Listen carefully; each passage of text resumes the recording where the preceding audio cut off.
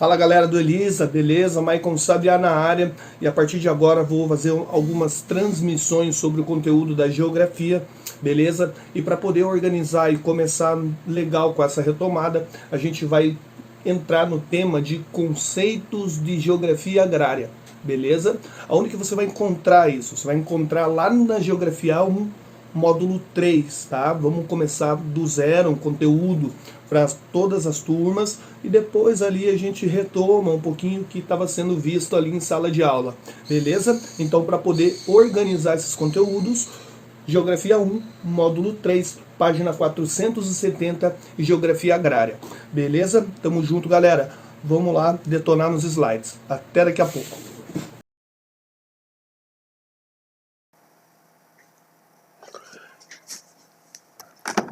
Fala galera, beleza? Maicon Sabiá na área e a partir de agora a gente vai estudar um pouco sobre a geografia agrária, a geografia rural, um dos temas que mais caem no Enem, nos vestibulares e possivelmente vai cair na minha prova quando tudo voltar ao normal, ok? Então, foco na tela, vamos lá para os slides. Para deixar bem certo para vocês, eu dividi essa aula do módulo 3, tá, em dois vídeos. O primeiro vídeo ele vai abordar um pouquinho de temas gerais dos conceitos de geografia agrária. Vai falar um pouco sobre algumas políticas no Brasil voltadas para o campo. Vamos falar um pouco também sobre a evolução do processo produtivo com a Revolução Verde e o desenvolvimento de organismos geneticamente modificados. Tá bom? E no segundo vídeo nós vamos trabalhar com a forma de produção no campo, os modelos de trabalho no campo, agricultura familiar, agricultura intensiva, agricultura extensiva, subsistência, agricultura itinerante, os diferentes modelos de produção no campo.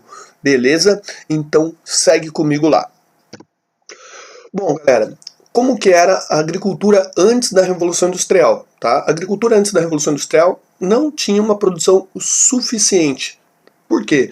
Porque lá no Crescente Fértil, lá mais ou menos 6.000 anos antes de Cristo, quando as civilizações deixaram de ser nômades e passaram a ser sedentárias ao longo do rio Tigre e Eufrates, foram se estabelecendo comunidades, foram se estabelecendo povoados, e a partir daí a domesticação de plantas, a criação, a dominação dos animais, então o cruzamento de plantas, então houve um aumento na produção agrícola.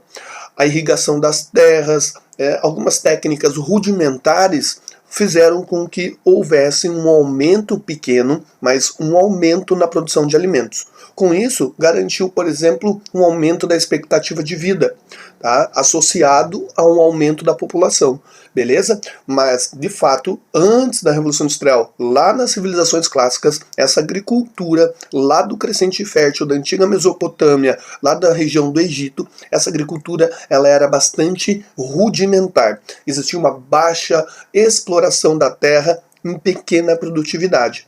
Essa galera era totalmente dependente dos recursos naturais, ou seja, se acontecesse alguma estiagem, um excesso de chuvas, alguma relação climática poderia afetar e trazer consequências muito sérias para aquelas populações naquele momento. Por quê?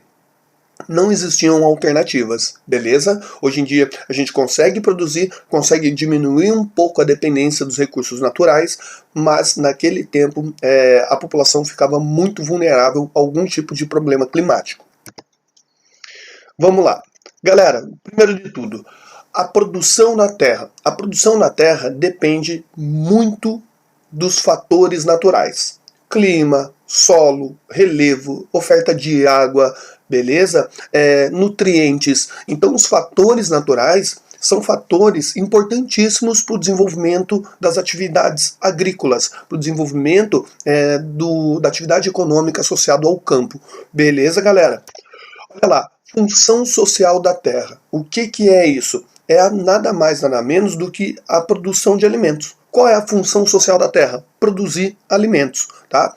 Os alimentos são importantíssimos para a sociedade, são importantíssimos para as populações, são importantíssimos para a manutenção da vida, ok? Então deve-se garantir um acesso mais justo a todos, né, na produção de alimentos, beleza? Quando a gente elimina aquele termo de agricultura coletiva, todo mundo planta para todos, tá? E coloca o termo de propriedade privada, você restringe o acesso alimentar, beleza? Então qual é a função social da terra? Garantir acesso aos alimentos. Suave? Olha lá, galera, no Brasil nós vamos ter, ao longo do processo de ocupação do território, um detalhe muito importante que você não pode esquecer, que é o quê? A questão da concentração de terras, tá? Então, essa concentração de terras, ela vai ser histórica. Por que ela vai ser histórica? Ela vai se estender lá das capitanias hereditárias, desde o processo de colonização, quando grandes extensões de terra eram dadas aos seus donatários, doadas aos seus donatários, ok? Então, aonde começa o problema da concentração de terras? Lá nas capitanias hereditárias. E isso vai ser um problema contemporâneo nos dias, né, de hoje aí e tal, apesar de algumas iniciativas terem feito com que o acesso à terra fosse acontecendo e essa concentração fosse diminuindo ao longo do tempo, beleza? Mas olha só, primeiro de tudo você tem a Lei de Terras, lá no século XIX, tá? Lá no século XIX, basicamente em 1850, a Lei de Terras vai garantir o acesso à terra para quem poderia comprar essas terras.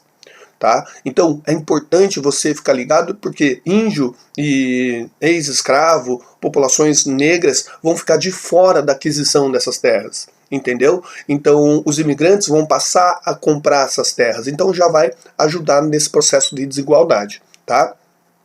Depois, você vai ter o Estatuto da Terra lá no governo militar, beleza? O que é o Estatuto da Terra? É a tentativa de apaziguar os conflitos no campo.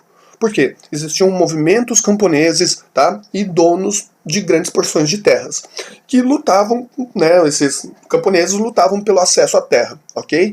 Galera, para tentar acalmar os ânimos, o que foi feito? Foi feito o Estatuto da Terra com 4 itens bem básicos. Reforma agrária.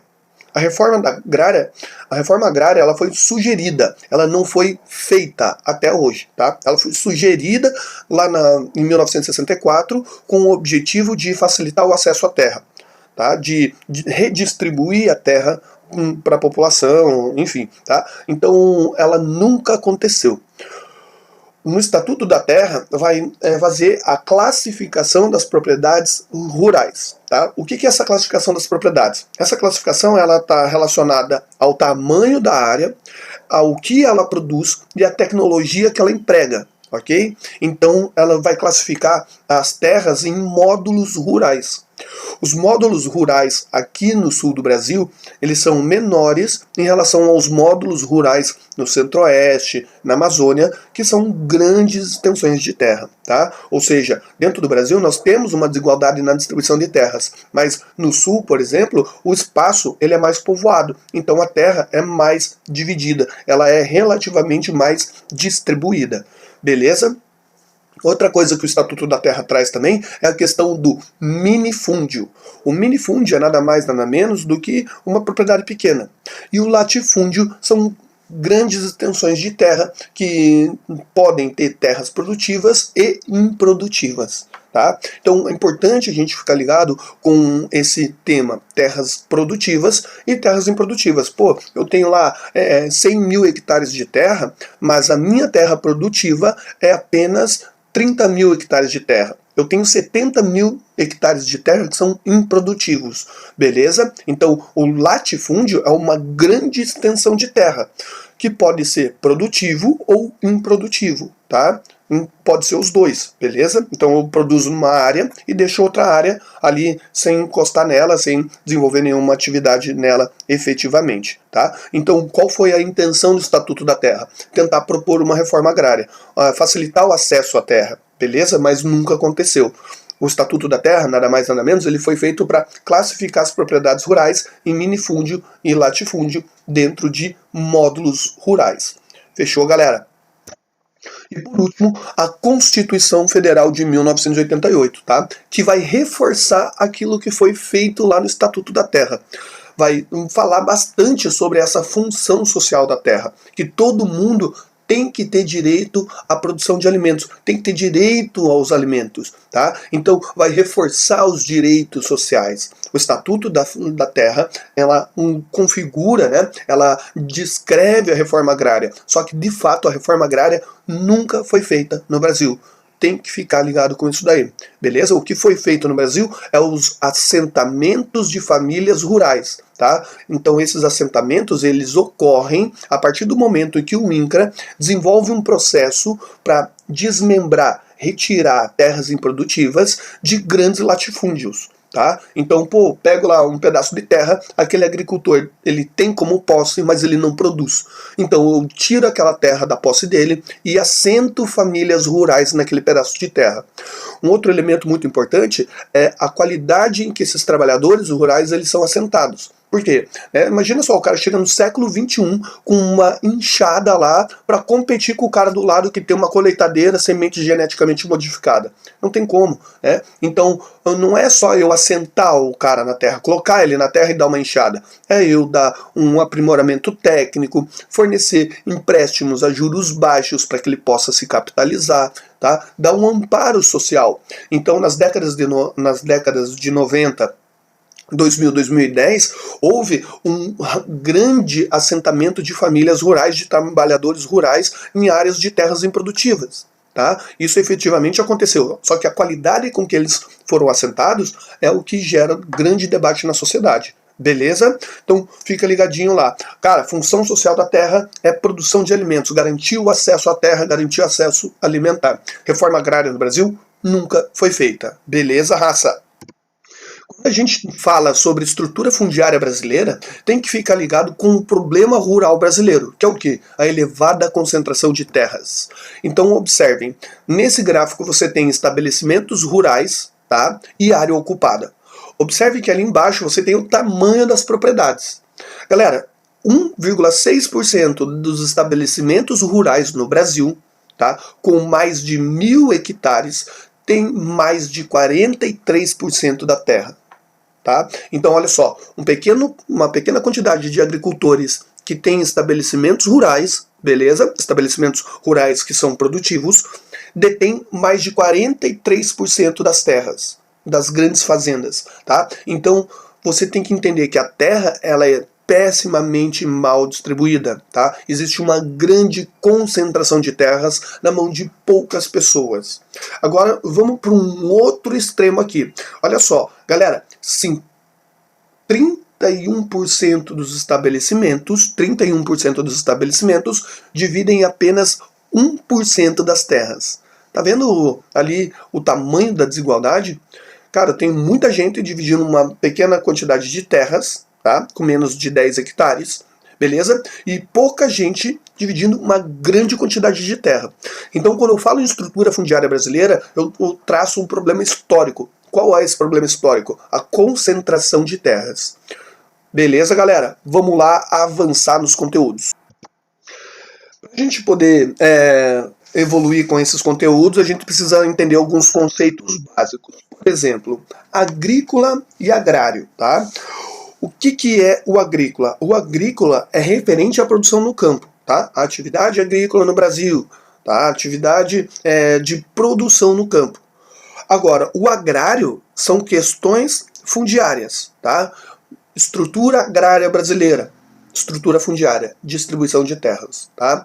Temas de geografia rural trabalha tanto com elementos agrícolas quanto elementos agrários. Eu falo desde a distribuição de terras às formas de produção no campo, as formas de desenvolvimento agrícola. Beleza? Produção e produtividade, tá? A produção é a quantidade produzida e a produtividade é a relação de produção e o tamanho da área. Tá? Então, na minha área de 10 hectares, eu produzi tantas sacas de soja. Tá? Eu melhorei a tecnologia da minha área, nessa mesma área eu passei a produzir 50 sacas de soja. Tá? Então, o que é a produtividade? É a produção vezes, sobre a área que eu tenho disponível para poder produzir, ok? Você tem lá, fronteira agrícola. O que é essa fronteira agrícola? Galera, é o limite entre as atividades rurais e o espaço natural que não foi tocado ainda. Ou seja, é o limite entre uma fazenda e a floresta amazônica, por exemplo, tá? Então, como que essa fronteira agrícola ela avança sobre áreas de mata virgem? Primeiro ocorre o desmatamento, queimada, depois criação de gado extensiva e depois agricultura, tá? Ali com soja, milho, algodão. Essa fronteira agrícola, ela primeiro invade a terra, ocupa essa terra, depois especula essa terra, ou seja, eu gastei 5 mil para invadir, agora estou vendendo por 30 mil, entendeu? Então eu especulei essa área. Então a fronteira agrícola também tem esse objetivo de especulação, tá? E ao mesmo tempo de trazer um grande impacto ambiental. Suave. E aí mais um conceito básico de geografia agrária é a questão da evolução tecnológica, tá? Galera, eu falei para vocês ali um pouco sobre a agricultura tradicional, a agricultura das sociedades clássicas, tá? Como que ela passou a se desenvolver, como que ela passou a aumentar a produtividade lá 6 mil anos antes de Cristo. Depois da primeira Revolução Industrial, segunda Revolução Industrial, a incorporação de máquinas, ferramentas, tá?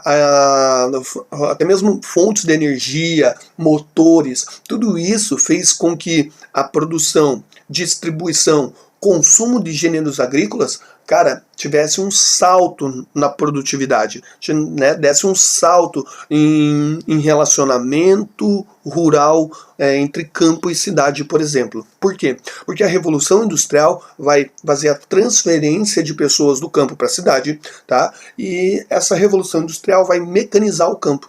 Então as cidades vão ter um rápido crescimento demográfico, só que não vai ter área para todo mundo plantar e produzir alimentos, mas eles vão precisar dos alimentos. Então o campo vai ter que aumentar a produtividade a fim de sustentar essa cidade. Beleza?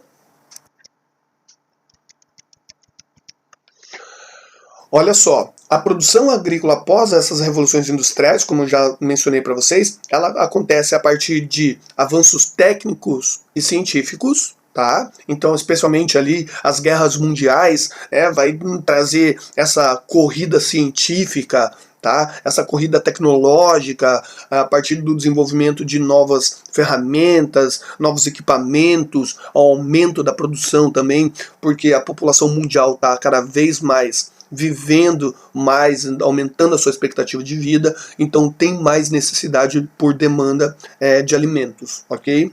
Então olha só, o avanço técnico-científico é um elemento da evolução da produção agrícola, tá?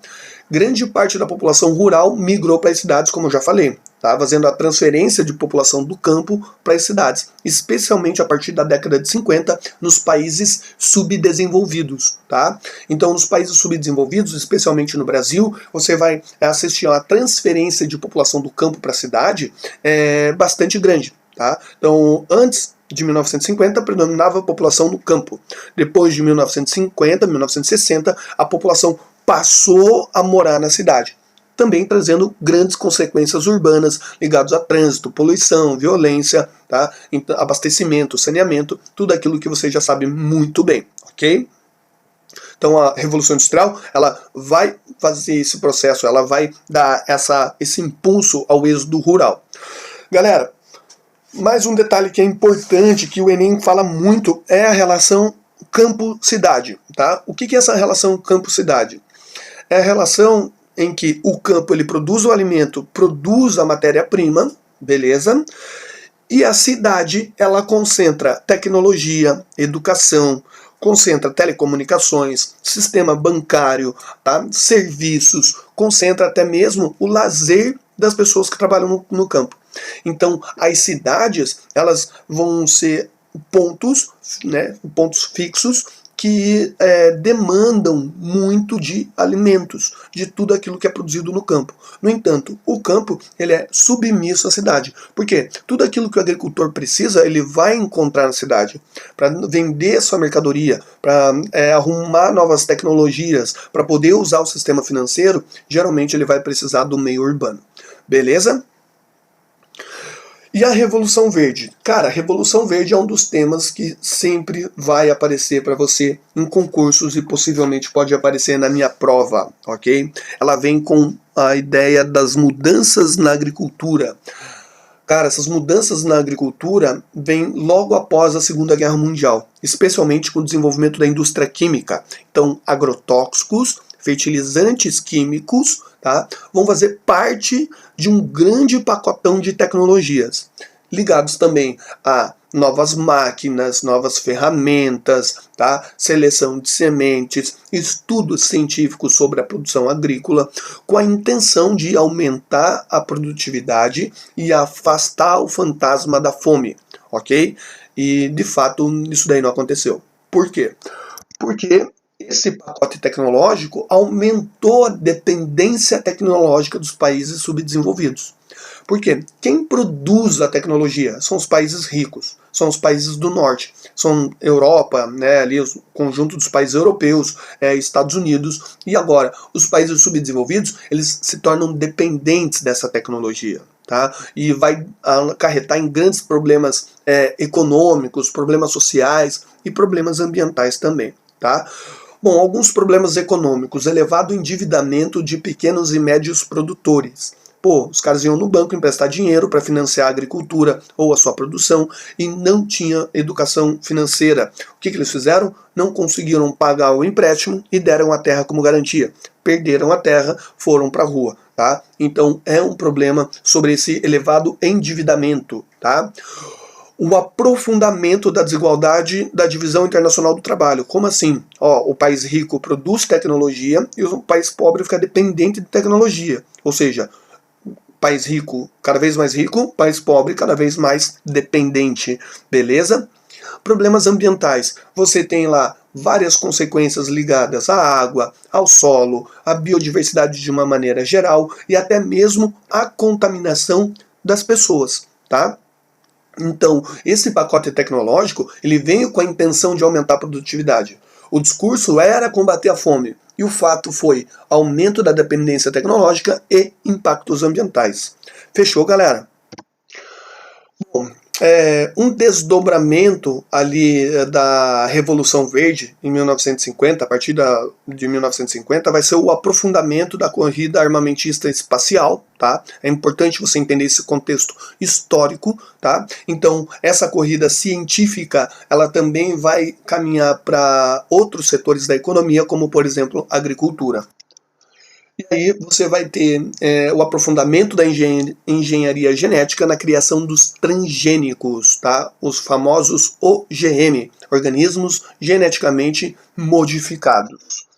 Você tem grandes empresas aí do ramo da transgenia, como a Monsanto, a Bunge, a Cargill, que são grandes produtores de gêneros alimentícios, tá? São grandes empresas aí que estão presentes em várias partes do mundo. Qual a ideia? Aumento da produtividade com os transgênicos. Como? Galera, o aumento da produtividade está com o objetivo de criar sementes mais resistentes. Ou seja, antes eu ia plantar soja, ia plantar algodão, ia plantar milho, eu precisava de um agrotóxico herbicida, outro fungicida e outro pesticida. Criando uma semente mais resistente, eu vou ter o quê? Uma diminuição na utilização de agrotóxico. Porém, para eu usar aquela semente transgênica, eu vou ter que usar um agrotóxico específico, tá? Com um acompanhamento técnico. É a chamada venda casada, ok? Então, é mais caro? Sim, é mais caro. Tá? Deixa de usar o agrotóxico? Não, diminui a quantidade de agrotóxico, porque eu tenho uma semente mais resistente, beleza? Então, vem com essa ideia do aumento da produtividade? Sim, tá? Vem com a ideia da redução da utilização de agrotóxico? Sim, só que você tem que comprar uma licença, comprar a semente para aquele ano de produção, tá? Você tem que usar todo um contexto técnico, tá? Uma assessoria técnica para poder usar aquele produto. Ou seja, é caro e aí vai entrar naquela concepção da seguinte ideia. Galera, o agricultor que já era rico, tá? O cara já produzia, já ganhava um bom dinheiro, o cara investiu em semente transgênica, beleza? É caro, é caro. Só que ele consegue capitalizar cada vez mais. Então ele passa a ter lucros cada vez maiores. O que fica difícil são os pequenos agricultores competir com esse grande agricultor, beleza? Então tem também o lance dos impactos sobre os seres humanos. Muitos estudos estão em andamento, muitos ainda não são conclusivos, tá? Mas será que no futuro nosso organismo pode sofrer consequências do consumo de agrotóxicos? Tá? A resposta aí está pairando sobre diversos centros de pesquisa e desenvolvimento de tecnologias, né, ou até mesmo questões de saúde pública. Tá? É certo que você tem ali os transgênicos presente na ração dos animais, presente em muitos produtos que nós compramos no nosso dia a dia, tá? Até mesmo nossos animais de estimação ali que comem, aquela raçãozinha que você compra, ela fica ali um mês sem estragar. Ok? Então, beleza, galera? Então, a agrobiotecnologia é um desdobramento ali da Revolução Verde, tá? É um aprofundamento da ciência, da tecnologia no desenvolvimento de novas sementes para poder flexibilizar ali o processo produtivo, tá bom?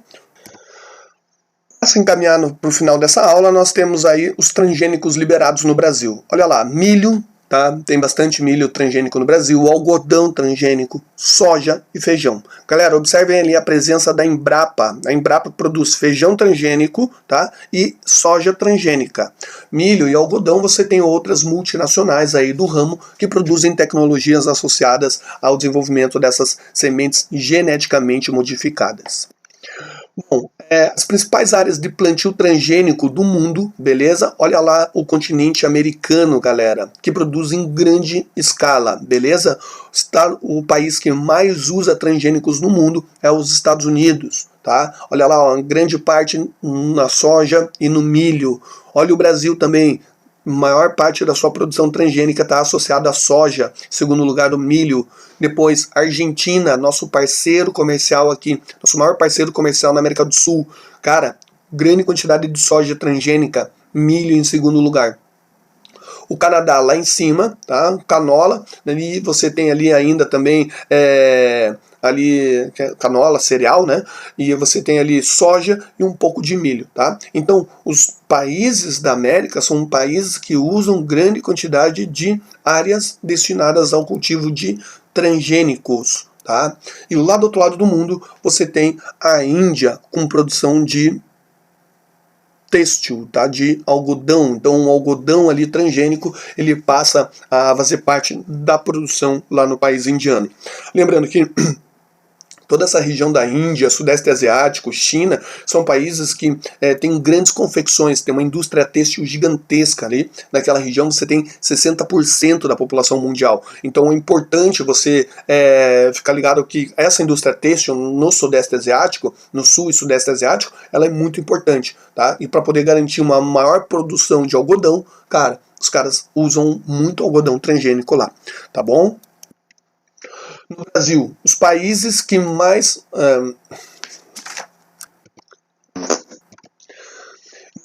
os estados que mais usam transgênicos aqui no país são Mato Grosso, Paraná e Rio Grande do Sul, tá? Mas o Mato Grosso lidera, principalmente com o quê? Com soja. Paraná e Rio Grande do Sul também são grandes produtores de soja, produz também milho. Então são estados que usam grande quantidade nos seus territórios de sementes geneticamente modificadas.